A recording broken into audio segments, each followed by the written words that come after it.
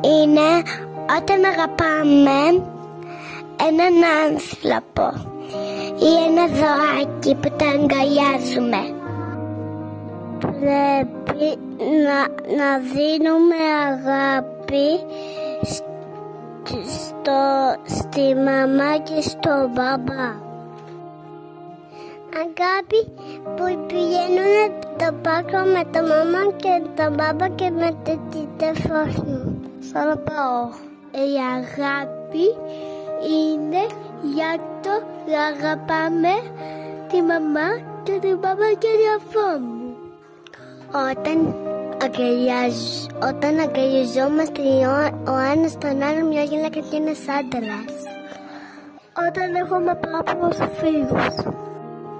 Να αγαπάμε τα ζώα. Να δίνουμε αγάπη ένα στον άλλο. Πάμε στο πάρκο με τη μαμά και με τον μπαμπά και με τον Χριστόλο. Να πάμε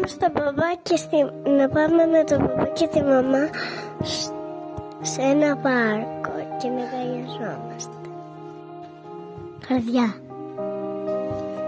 Καρδιά.